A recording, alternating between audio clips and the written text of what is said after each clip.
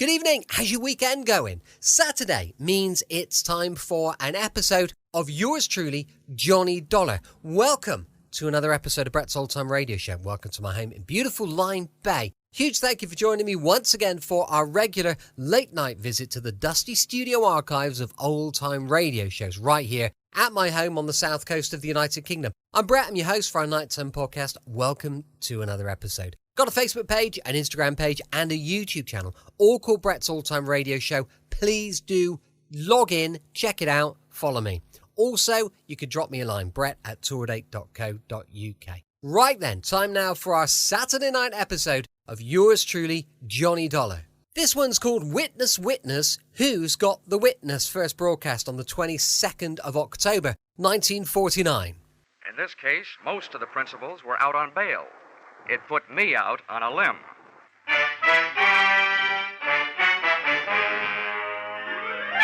This is another in the adventures of America's fabulous freelance insurance investigator, Johnny Dollar, starring Charles Russell. At insurance investigation, Johnny Dollar is just an expert. At making out his expense account, he's an absolute genius.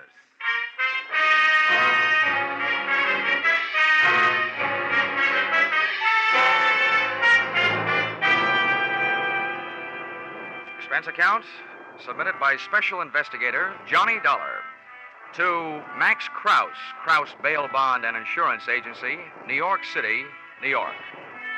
The following is an accounting of my expenditures during my investigation of two of your clients, or witness, who's got the witness? Or, he said, give me liberty or give me death, and got both. Expense account, item one. $1, one cigar, to replace the asphyxiating stogie you were smoking when you arrived, unannounced, at my Hartford apartment door. My name is Max Krause. Here's my card. Krause Bail Bond Insurance Agency, State, Federal, and Immigration. All forms of surety bonds and insurance. Got it? Yeah, I got it. Well, I got a job for you to the tune of saving me $50,000. Okay, you can come in. But you'll have to tie up that cigar outside. Okay? Here, better yet, give it to me. Hey. Thanks. Come on in.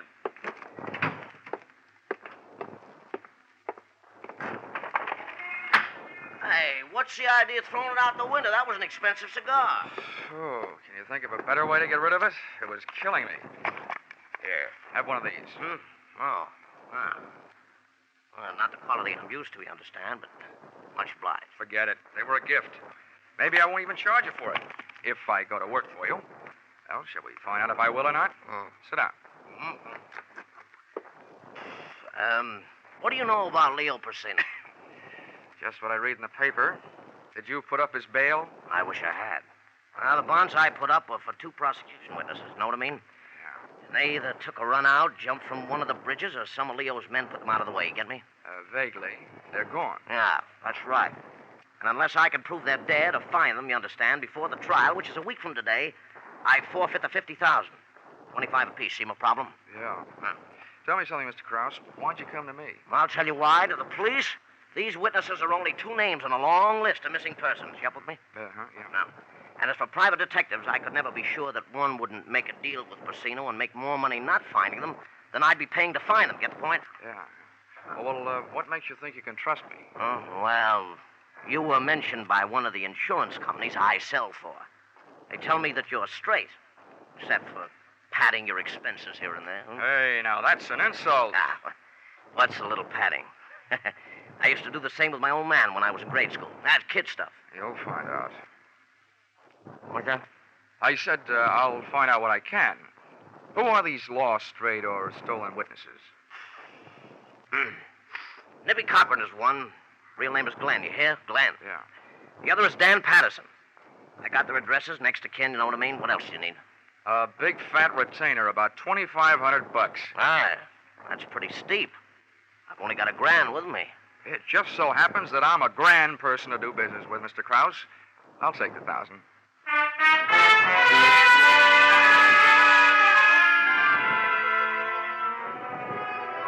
Expense account, item 2, $345. Train fare, Hartford to New York.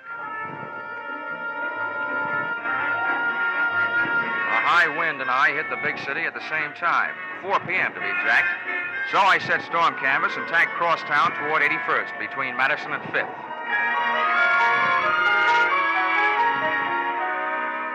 One of the bits of information that had come with that $1,000 bit of paper was the fact that one of the missing witnesses, Nippy Cochran, had a sister, stage name Mona Doyle.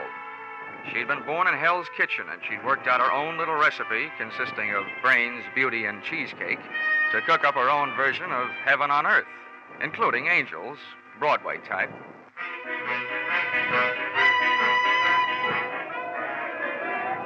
When I hove to in front of her 81st Street brownstone, a delivery boy was buzzing his way into the building. Not wishing to argue with Mona over the intercom system on the buzzer panel, I waited for the boy to come out. Caught the door before it closed. Thanks, Bub. Went in and up to her second-floor apartment.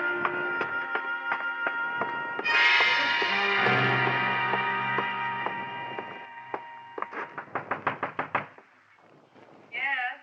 Who is it? My name is Dollar. You don't know me, but I have some news about your brother. Oh? Just a second, I'll let you in. Come in. Thanks. What's this news you have about Nippy? Oh, well, the guy who put up bail for him, Max Krause, has hired an insurance investigator to look for him. Oh?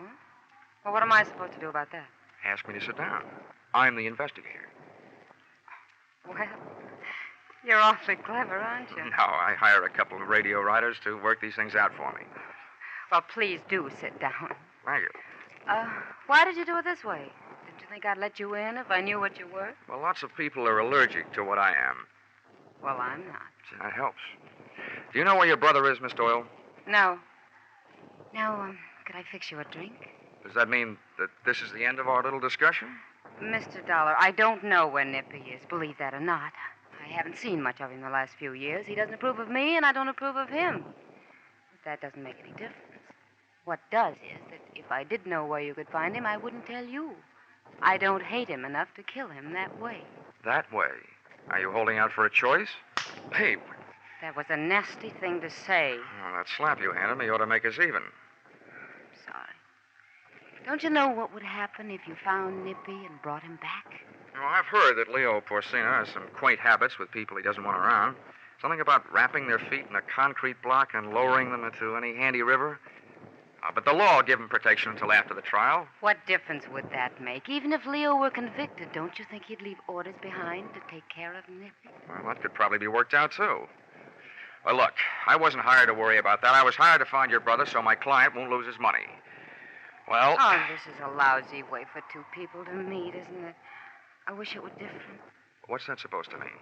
Well, I'd like to ask you again to have a drink with me. That wind has my nerves jumping. And you haven't helped. Be a good guy, won't you? With what she had to back up that invitation, I defy any guy, good or bad, to come up with anything but an acceptance. Unless he was crowded in 70, and had a car double parked outside, and was married to a suspicious wife, who was waiting in the car. So, I stayed, and we learned to know one another. 20 minutes later, we were close friends. I knew it had to end, and it did. The door buzzer sounded, and Mona bounded over to the little button that controlled the lock on the downstairs entrance. Don't be shocked, Johnny. I brush off a lot of my admirers this way. The only thing I admire about you is the act you put on. It's a good one. I'm glad you enjoyed yourself. There was one thing I forgot to tell you about my brother. I can hardly wait. I'm all ears. He gave me everything I have. Without him, I'd have none of all this. Is it Nippy who's on his way up here? That isn't what I mean. All Nippy did was introduce me to Leo Porcina. That's who's on his way up. Oh, yeah. Well, blood may be thicker than water, but where you're concerned, it isn't thicker than champagne with ermine on the side. Hi, Leo. Come on in and see what found me. Well, what do you know about this? Who's he? Johnny Dollar, an insurance investigator, hired by Krause to find Nippy. Well, it's interesting. Yes, it is. Oh, boy. What are you going to say for yourself? Matter Harry there said everything there is to say. Except that I'm also looking for the other missing witness, Dan Patterson. Yeah, I assume that. Very apt, Mr. Dollar, that we should meet this way. Two men interested in the same subject. The subject was more interesting before you came in. I'll ignore that. Natural, what I meant was that I, too, am quite anxious to find Nippy and Patterson. Can I mix you a drink, Leo? No, leave us alone, Mona. Go in the bedroom. All right, Leo. And close the door, please. Now, man to man, Dollar, how do you propose to go about finding Nippy and Patterson? What would you suggest, Porcina? Dragging the rivers? Now, see here, Dollar, there's no need to take such a pessimistic view. I realize that an unfriendly press has endowed me with a reputation for violence, but I don't deserve it. I hope you aren't bucking to be canonized. That's a picture, isn't it? Saint Leo Porcina. Saint. Quite a sense of humor, Dollar. But my motives are honorable. I'm not afraid of the testimony of those two men. I want them back because their disappearance makes it look bad for me. It's the kind of thing that sways public opinion. I got nothing against them. I'll believe that when I see the three of you enjoying a nice friendly game of billiards. Well, have it your own way. I thought we could form a combination, you and me, to find the boys, but a combination's no good if I trust you and you don't trust me. Go ahead, Dollar. Bullet through alone. And good luck to you. Thanks, Leo. I've enjoyed your pack of lies no end.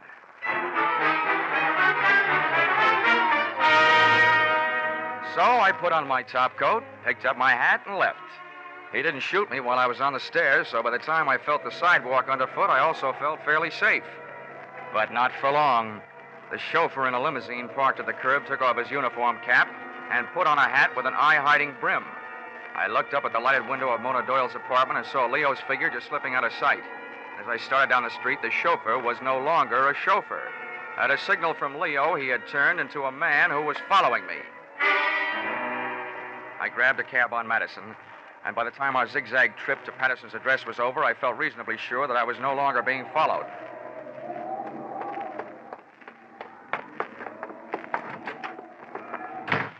The hall was like a mine shaft and smelled worse. 4 doors down on the right, I found the number of Patterson's apartment. Come on in. The man who bid me enter was still wearing the hat with the eye-hiding brim. But something new had been added to his right hand, .45 caliber.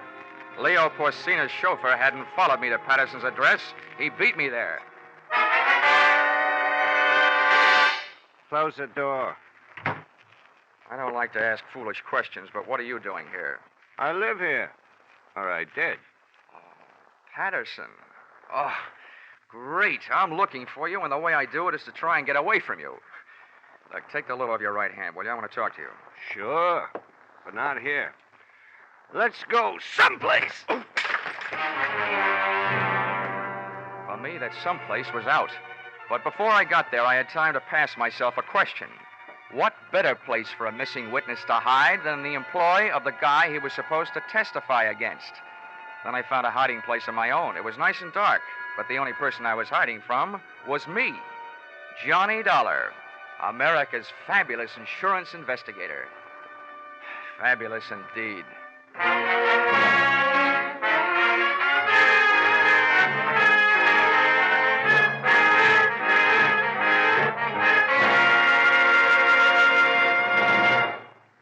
In just a moment, we will return to the second act of Johnny Dollar. But first, a battle to the finish, a no-holds-barred as far as words and opinions are concerned.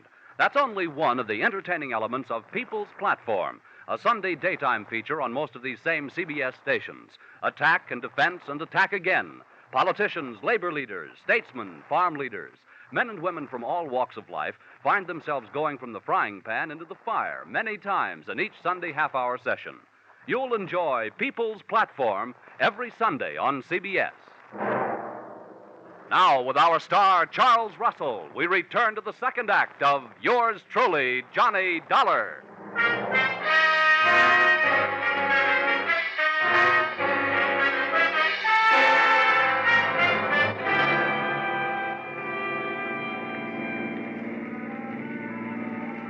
my brain started the trip back from unconsciousness, I thought at first I'd passed out in one of the tunnels. The air, what there was of it, was thick with the smell of burned gasoline. It was still dark, and it seemed like cars were going past me without headlights. Then I noticed that the tunnel was moving. It took me a long time to figure out that meant it wasn't a tunnel. It was a car, and I was on the floor in the back seat with a blanket covering me. It took two hands and all my strength, but I managed to lift the blanket away from my face.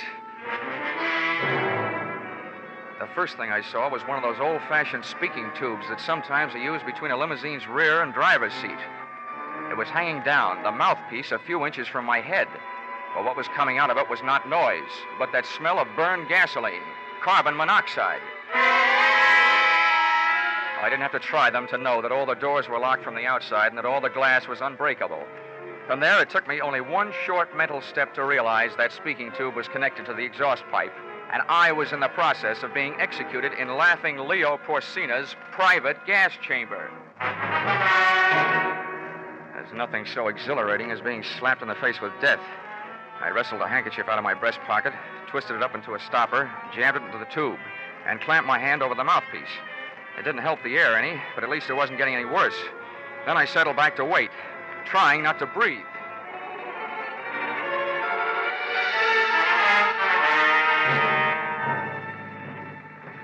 Chauffeur, leg man, executioner, Dan Patterson.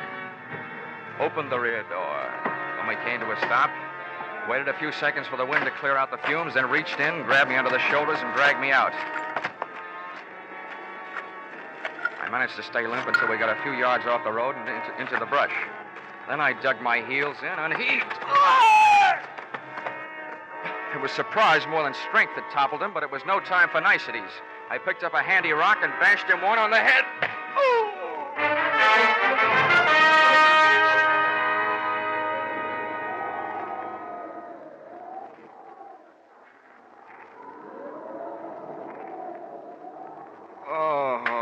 Come on, Danny boy, get with it. You'll catch your death of cold lying on this damp ground. Oh, dollar. Yeah, $1, which probably makes you feel like 2 cents. Listen, I couldn't help what I did. But Leo, it's either do what he tells you to or get it done to you. Oh, save that pitch for the jury, will you? I want some answers. First, where are we? In New Jersey, about 40 minutes out from the city. Listen, give me a break. I'll help you all I can. I ought to break your head. And save your time and effort. There's nothing in that shoulder holster your hand is moving for. I've got it.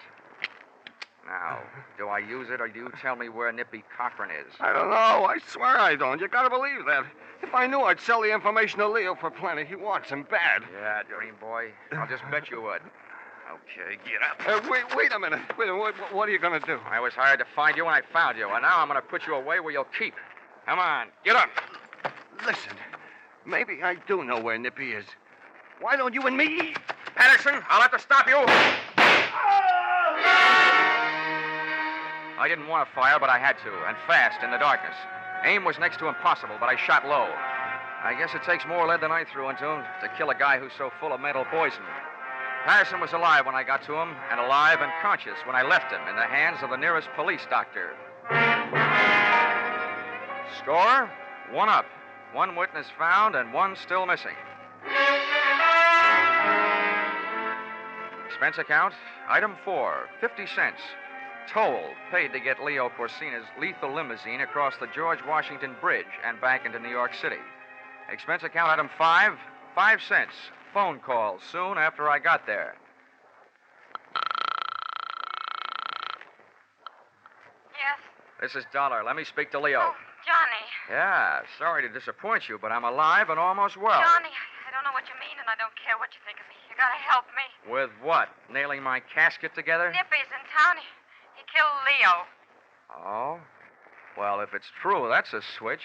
All over the country, defendants are knocking off witnesses, but when I show up, the witness knocks off the defendant. I repeat, if true. It is true. I was with Leo. We went from here to his apartment. Nippy came in with a knife, and you gotta help me. I don't know what to do. Well, it's generally a good idea to call the police. Did you? Are you crazy? Probably. Where is Leo's apartment? Do you have to go over there? Well, why not? All right. Pick me up here. I'll take you over. Goodbye. Whether she was asking me or telling me, she was right. I must be crazy. I gave myself 10 to 1 odds that my journey would end in a trap. But I've been wrong before. Leo Porcina was in his apartment, all right, ungracefully spread out on the floor in front of a not quite clean white leather chair. There he is. What are you going to do? Knife wound, left side of chest. No signs of struggle. Where were you? I was in the other room. You didn't see it happen? No, I hardly heard anything. I didn't even hear Nippy come in. The radio was on. I heard a mumble of voices that didn't mean anything. Then Leo screamed, Nippy. I ran in then, and Leo was just falling, and Nippy was watching him go down. I wish I knew whether you were bawling because you're grief-stricken or because you're scared. I wish I knew a lot of things about you. Now, come on. Let's go back to your place. And maybe I can find out.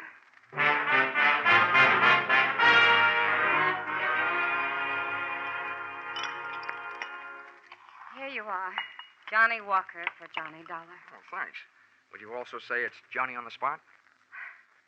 I don't know why I thought I had the right to ask you to help me. Well, I didn't have anyone else to turn to. Oh, you ought to improve your dialogue. I'm not trying to be clever, Johnny. I'm petrified. Nippy knows I saw him. I'm the only one that saw him. If you could just stay with me until I could get out of town or until this is cleared up. If I could keep my eyes closed, I'd say you weren't worth it. What you're trying to tell me is that you're afraid Nippy will show up with his dandy little carving set and go to work on you. Is that it? Well, it's an awful thing to say about my own brother, but that's right. I'm afraid he'll kill me. He hates me. He blamed me when Leo kicked him out of the combination. Was he right? Of course not. But I couldn't make him believe me. He swore he'd pay us off, and he did. He sold the information that got Leo indicted, and now he's killed him. You know, that's an interesting point. That he'd go to all the trouble to turn state's witness against Leo and then kill him. Why would he do that? I don't know. What you started to say was to make it look as though you killed him, wasn't it? Yes. He'd do anything to hurt me. Johnny, if you only knew. Hold it. Never mind the dust in my eyes, gorgeous. To frame you, Nippy would have to supply you with a motive. Unless you already had one kicking around someplace. And your silence says you probably have.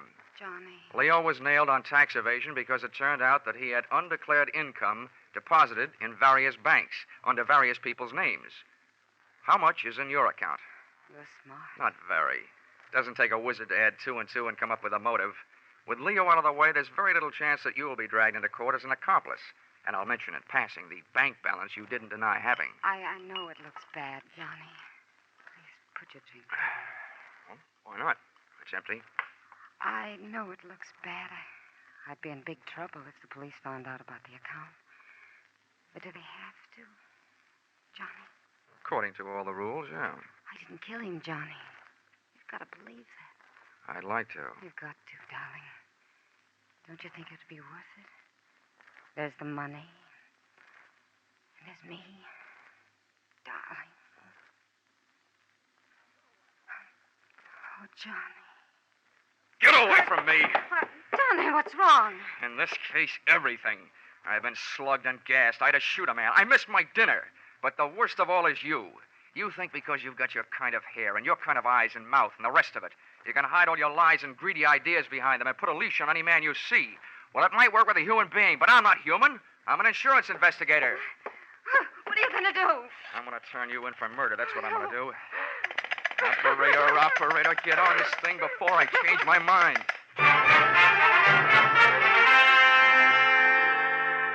Mona didn't really turn on the tears until 2 men from homicide took her and tucked her into a squad car. And I didn't warm up to my story until the press arrived.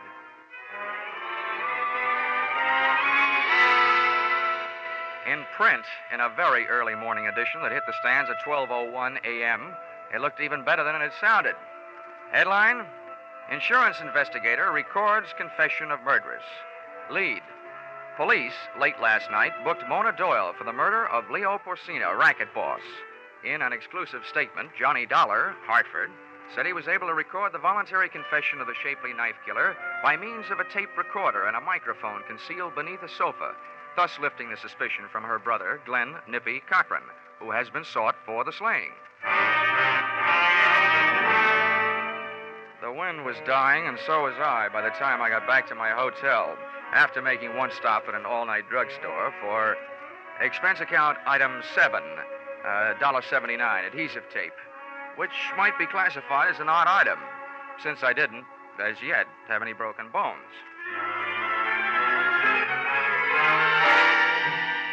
In my hotel room, I put the tape and the 2 telephone books, one classified, one general, to what I hoped would be good use, slipped on a dressing gown, and sat down to wait. An hour and 10 minutes later, it turned out that I'd waited long enough. Yeah? Who is it? A telegram. Well, you can't say much for his originality. Wait a second. I'll slip on a robe. Okay, Dollar, get back in the room. This is hardly the way to deliver a telegram, is it? I've got a message for you, all right, but it's not in an envelope. I'm Nippy Cochran. Well, hello, Nippy Cochran. That confession you coaxed out of my sister isn't what the tape is recorded on. It's phony. The police seem to like it. And nuts, I killed Leo Porcino. Oh, that's your story, and it could be phony. Look, I'll tell you why the police like Mona's better. Huh? Leo died from a knife wound in the left part of his chest. There were no signs of a struggle. That means he was probably killed by somebody who just walked up to him and pushed. Someone he trusted, a friend. That doesn't fit you, but it fits your sister. I've got the answer to that. It says in the paper that confession of hers lifted the finger off me. The least I can do is take it off her. And you know how that's done. It's a little late for guesswork, Nippy. Another killing the same way with the same knife while she's alibied by the police, that'll clear. What's it going to do to you? And if you get close to me, you can believe me, there's going to be signs of struggle this time. I don't have to get close. See?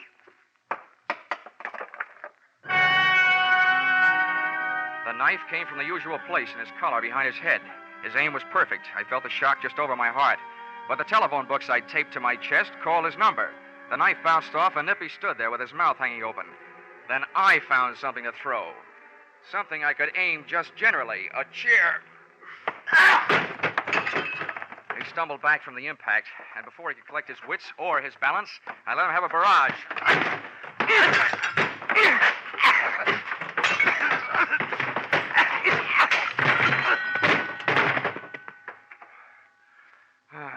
I should have known. A bail bondsman doesn't know the right people.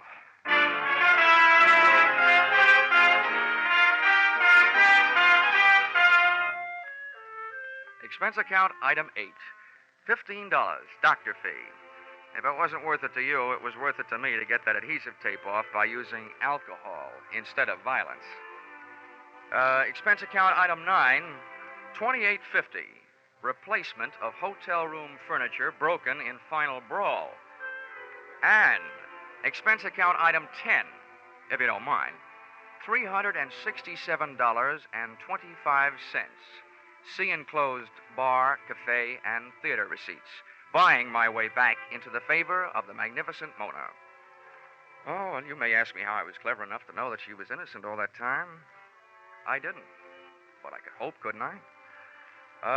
Expense account total, original retainer not returnable, $500.71. Signed, yours, truly, Johnny Walker. Dollar.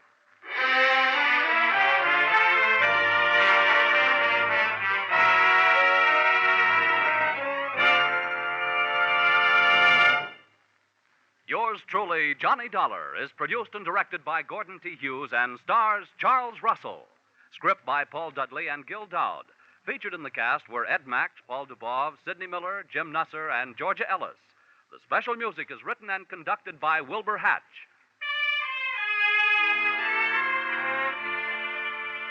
Be sure to be with us at this same time next week when another unusual expense account is handed in by Yours truly, Johnny Dollar.